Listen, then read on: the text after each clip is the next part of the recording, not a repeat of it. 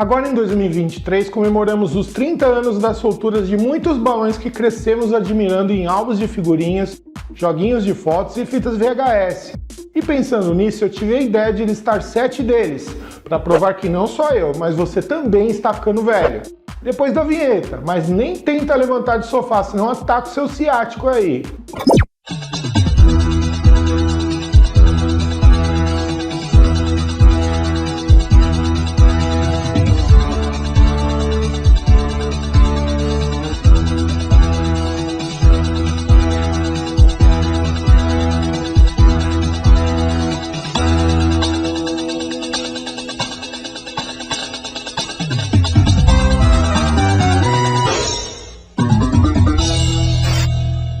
Fala, amigos da arte! Caramba, 30 anos! Nem parece que faz tanto tempo que passou. 1993 foi um ano cheio de balões marcantes que são lembrados até hoje, com uma frustrada soltura do segundo peão de 70 metros do Paulinho Carrapato que não andou nem 200 metros e explodiu. Esquece essa merda aí, porra.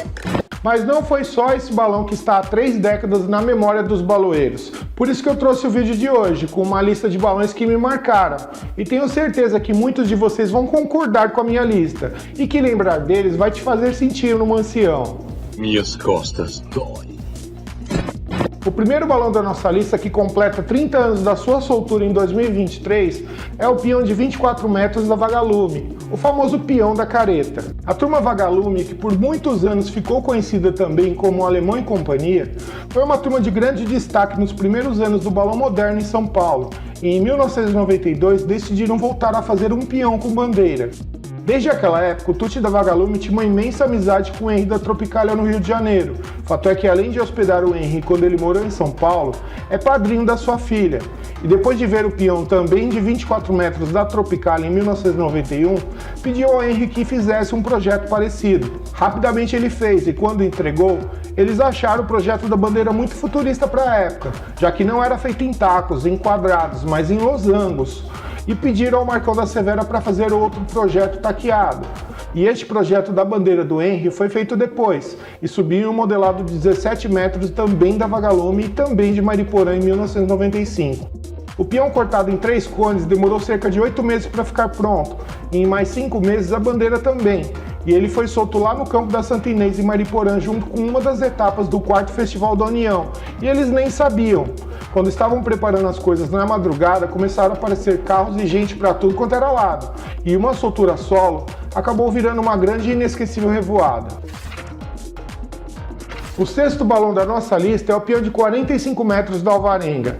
Este balão, que na verdade tinha 43 metros, foi o último balão de destaque de uma turma nascida no bairro dos Alvarengas, em São Bernardo do Campo, e migrou para a casa do Cláudio no Ipiranga.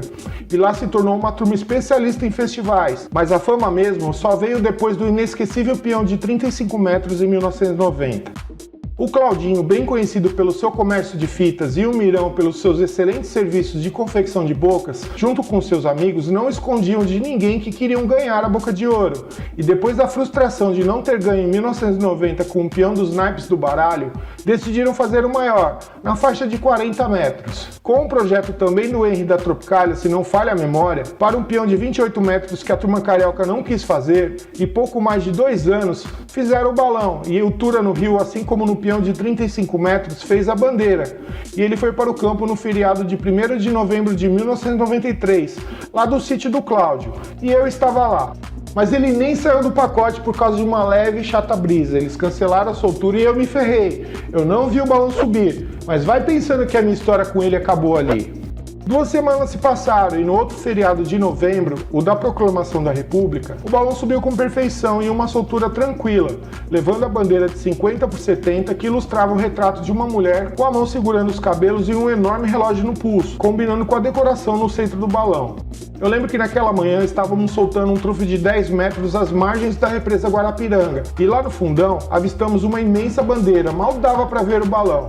Meu pai pegou o binóculo e disse que parecia um peão, e que deveria ter por volta de 24 a 28 metros. Realmente, aquela manhã de 15 de novembro estava perfeita, tinha muitos balões no céu, e fomos atrás de alguns, mas não chegamos em nada. E o peão, conforme ia chegando perto da gente, os palpites aumentavam, 30, 32, 35, 37... Resolvemos ir atrás. Entramos pelo fundo da Zona Sul, na região de Embu-Guaçu, pegamos muitas estradas de terra e até dentro de um pequeno rio, a velha Brasília Vermelha e Guerreira do meu pai passou. E quando chegamos na BR-116, a rodovia Regis Bittencourt, paramos em um posto para abastecer e lá tinha centenas de pessoas olhando e perseguindo o balão. Foi lá que descobrimos que era o peão gigante da Alvarenga. O curioso é que o balão, ao contrário de tantos gigantes até os dias de hoje, não pegou muita altura. Conforme as horas passavam, ele continuava parado sobre a rodovia, e devido ao imenso calor do sol junto com a famosa lei da gravidade, o cintamento da bandeira começou a soltar, e imensos pedaços dela caíam sobre a região de Embu das Artes e Itapecerica da Serra. Já estávamos por volta de 3 horas atrás dele, e lembro que teve uma hora que o balão estava bem baixinho. Nós paramos o carro em um acostamento na rodovia, eu deitei no chão e com um binóculo eu consegui ver o momento exato que um conjunto de estágios desceram sobre a piloto. O balão voltou a subir, mas subiu muito. Mas depois de soltar mais um enorme pedaço da bandeira, começou a descer muito rápido. Um monte de carros apareceu, entrando para tudo quanto era estrada possível. E a gente também tentou, mas escolhemos uma estrada sem saída, o que acabava na porteira de um sítio. Aí deu ruim, né? Do outro lado, o Tonhão da Maria Preta nos contou depois que estava sozinho em uma rua de terra e teve uma hora que o balão estava tão baixo que as guias batiam no chão do lado dele. Ele não sabia se parava o carro para tentar segurar uma delas ou seguia mais para frente na esperança de que o balão descesse mais. Nessa hora, mais uma vez os estágios entraram, o balão ganhou força e subiu novamente, deixando todo mundo passando vontade. Como já estava no limite do começo da Serra do Mar e por volta das 11 da manhã, ele pegou aquele ar quente do litoral, perdeu pouco que restava da bandeira e seguiu para dentro do mar na região de Peruíbe, no litoral sul. Essa foi a última notícia do balão que eu ouvi. Um tempo depois, o Claudinho nos disse que apareceu um cara que conhecia um marinheiro que falou que naquela semana eles estavam em alto mar, cerca de 40 quilômetros da costa do litoral sul de São Paulo, quando encontraram um enorme balão vermelho caído no mar. Eles retiraram a boca, trouxeram para dentro do navio e a deixaram em um cais no Porto de Santos, mas o Cláudio não foi lá para ver se era do balão. No começo de 1994 veio o resultado da Boca de Ouro e, enfim, a Alvarenga conseguiu seu sonho, ganhando o troféu de melhor peão carrapeta do ano, vencendo o peão de 30 metros dos naipes, o que gerou muita polêmica na época, para variar, né? Não, já era uma droga há 50 anos. Este foi o último balão de destaque da Alvarenga, que até soltou alguns balões nos anos seguintes, e seguiu por mais 9 anos, até a morte do Cláudio em maio de 2002. O peão que é lembrado por muita gente até hoje como o peão da hora certa, batizado pelo cinegrafista Luiz Antônio, ganhou uma réplica em um peão de 14 metros feito pela Raios do Sol e Equipe Gil no meu segundo festival de réplicas em 2016. E de tantos balões que subiram, ele foi o único que pegou um vento diferente. E adivinha onde ele caiu? No Ipiranga, bem próximo de onde era a sede da Alvarenga. O quinto balão de hoje é o peão de 30 metros dos naipes que eu acabei de falar. Fundado em 1986, este foi o primeiro balão de destaque dos naipes, uma turma que nos anos seguintes soltou muitos balões de destaque e está para muitos entre as melhores da história. Solto em uma nublada manhã de 18 de julho de 1993 no famoso campo da Estrada de Santa Inês em Mariporã, o balão recebeu muitos elogios, principalmente pela linda bandeira criada pelo Paulinho da Equibrasinha, que, como vimos, não levou a Boca de Ouro, mas ganhou o troféu de melhor bandeira no Troféu Gazeta de Ouro, um campeonato similar à Boca de Ouro criado pelo jornal Gazeta do Balão. Outro destaque foi a linda decoração taqueada criada pelo Alexandre da Serpente do Rio de Janeiro, bem diferente do que a maioria do pessoal fazia, e foi até capa do álbum de figurinhas Balões 9 da Fábula Editorial. Tudo começou depois de soltarem um peão de 20 metros, também taqueado, porém fogueteiro, em 15 de novembro de 1991. Com o sucesso do balão, eles decidiram fazer o maior e escolheram um peão de 30 metros. Com pouco mais de 2 anos de confecção, o balão foi para o campo e a soltura foi perfeita, mas pouco depois de subir, a antena fechou e ele sumiu nas baixas nuvens. Ninguém sabia para onde ele estava indo. O balão apareceu em São Paulo, já baixinho na Zona Norte, e um monte de gente foi atrás. Ele caiu do lado do presídio do Carandiru em Santana e infelizmente queimou.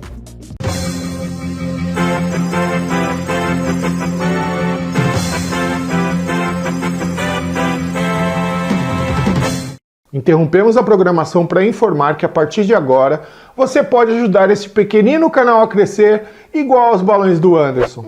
Se você gosta do meu trabalho e é um ser abençoado com uma ótima condição financeira e um enorme coração, você pode clicar neste botãozinho Valeu ao lado do botão de curtir em todos os nossos vídeos. Nele você ajuda com uma doação em quaisquer desses valores e o seu comentário ficará em destaque mostrando que você é um amigo da GB. Depois, basta preencher com os dados do seu cartão de crédito ou de alguém que autorize e pronto!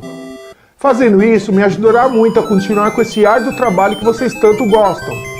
Agora, se você não pode ajudar com umas moedinhas, você também pode ajudar com uma curtida, um simples comentário, nem que seja um emoji. Assim o YouTube vê que você gostou e indica o vídeo para mais pessoas, ajudando o canal a crescer e a produzir mais conteúdos que vocês tanto gostam. A quarta posição de hoje é do lindo peão de 24 metros da Turma da Ilha e da Turma da Estrela. A Turma da Ilha, do saudoso Rubão, foi uma das primeiras turmas da região oeste da capital, e entre tantos balões marcantes, sem dúvidas o peão de 24 metros solto de Mariporã em parceria com a Turma da Estrela é lembrado por muita gente. Ele subiu na manhã de um domingo de Halloween, 31 de outubro, e era um balão todo forrado, com desenhos riscados e filetados, um projeto muito detalhado que demorou mais de 2 anos e meio para ser feito. Ele simulava o fundo do mar na parte de baixo, acima dela um mar com muitos tipos de peixes e uma paisagem com muitas árvores e diversos animais de tudo quanto é canto do mundo no bojo. Parecia um zoológico. A soltura foi perfeita, o balão tirou a bandeira de primeira, que saiu esticadinha e ficou um tempão parado em cima do campo, já que não havia uma brisa sequer. Vale a nota que no mesmo dia e local, a US da Laje soltou um simples Bagdá de 20 metros todo feito no papel de seda, o que na época era considerado loucura, pouca gente encarava balões grandes feitos com esse tipo de papel. E aí, a minha lista tá batendo com a sua? Se não, conta aqui pra gente nos comentários quais balões que subiram em 1993 que você se lembra e te marcaram por algum motivo. Continuando, no top 3 da minha lista vem um balão que subiu no dia seguinte do peão da Ilha Estrela, o polêmico peão de 50 metros da Emenda e Baloema. Essa história toda começou em 1986 com a Guerreiros da Paz de Campinas. Eles fizeram um balão e por diversos motivos não o soltaram na sua região. E em 1992 eles deram um balão ao Pascoal da Baloema de São Paulo para que ele finalizasse e soltasse o peão gigante e inédito por aqui. O maior peão de São Paulo na época, divulgado como 52 metros, teve uma tentativa de soltura em junho de 1992 com milhares de pessoas presentes de uma fazenda em Sorocaba, mas o balão estourou pouco antes de colocarem a bucha. Depois de um tempo guardado por lá, o Pascoal deu o balão para o Machadinho, que na época era da Turma do Cometa, mas ele não tinha buscado ainda, até o Sérgio da Emenda, em um bate-papo com o Pascoal, sugerisse que soltassem juntos. O Pascoal topou e a Emenda foi lá em Sorocaba buscar. Eles restauraram o balão e o soltaram de Mariporã no feriado de finados, exatamente um dia depois do peão da Ilha da Estrela. A soltura não foi tranquila. O campo era apertado para um balão desse tamanho, ele tinha uma bucha muito baixa que inflamou, eles perderam o controle e optaram em cortar a bandeira, soltando apenas com a antena. Ele seguiu sentido litoral norte de São Paulo e foi visto por toda a região, sendo até confundido com um OVNI, e sumiu na imensidão do oceano com o chegar da noite. Este foi apenas um resumão dessa complexa história. Se você ainda não viu o vídeo que eu conto todo esse rolo com detalhes, eu vou deixar o link na descrição do vídeo. Na segunda posição vem um trufo de 27 em uns quebrados da Turma do Parque. Os trufes são considerados um modelo novo de balão. Ele nasceu lá nos anos 1980 e inspirados nos balões de balonismo, e somente na segunda parte dos anos 90 que ele começou a se tornar popular devido à sua imensa força, ideal para fogueteiros. Assim que os primeiros trufes começaram a aparecer, não demorou muito para crescerem de tamanho. Pouco depois do sucesso com o trufe de 24 metros da RWR, aquele do controle remoto, que não era controle remoto, que eu contei a história na semana passada, algumas turmas começaram a fazer balões maiores, mas nenhum deles passava dos 24 metros. Naquela época, um dos mais respeitados, queridos e solicitados cortadores de balões, o Ricardo Banha, que nos deixou no começo de agosto de 2020, decidiu fazer o maior de todos, um trufe de quase 28 metros e fogueteiro noturno, um enorme desafio para sua Turma do Parque e a parceira Buraco da Onça. Ao mesmo tempo que o balão era novidade e cheio de expectativas, o resultado final foi bem frustrante. A soltura na noite de uma terça-feira, 15 de junho, foi de certa forma tranquila. O balão levou toda a carga, mas demorou para abrir os fogos e após alguns minutos de voo, pouco depois de abrir a primeira gaiola, o cone da boca destacou e o papel foi embora. Ninguém conseguiu pegá-lo e o que eu sei dessa história é que ele caiu no meio de uma rua lá na Zona Norte e um guarda noturno juntou a papelada e deixou na calçada. Na manhã seguinte, um catador de reciclagens pegou, colocou aquele monte de papel na sua carroça e levou até uma empresa de reciclagens para vender como sucata. O dono dessa empresa conhecia um baloeiro, ligou para ele e ele comprou o balão, que já estava bem danificado. Se eu não falhei na pesquisa, esse balão subiu mais 2 vezes e na última, em 1996, ele subiu de manhã em Mariporã, ele cruzou toda a região de Osasco e veio aqui para o fundão da Zona Sul. Ele caiu numa área de mata na região de Imbuguaçu e foi pego pelas turmas Chácara do Sol e Turma do Mato, que ficou com um balão e ninguém sabe que fim levou. Apenas a boca dele, que foi dada pelo Edinho da Turma do Mato para o Laércio da Duas Rodas, que a colocou no teto do seu salão de festas para prender a iluminação de balada durante suas tradicionais festinhas. E na primeiríssima posição, como eu sou legal pra caramba, eu não escolhi um único balão, mas uma revoada, que teve na Avenida dos Estados no feriado de 15 de novembro. Como eu disse na parte do peão de 45 metros da Alvarenga, aquela manhã estava perfeita e muitos balões subiram para tudo quanto era lado. Como é bem comum até os dias de hoje, muitas turmas se reúnem para soltar seus balões no mesmo local, gerando uma revoada, que para quem gosta de balão é um prato cheio, né? Glória a Deus. Naquele feriado prolongado, esse enorme terreno ao lado da Avenida dos Estados, na divisa de São Paulo com Santo André, foi o palco de soltura de diversos balões inesquecíveis.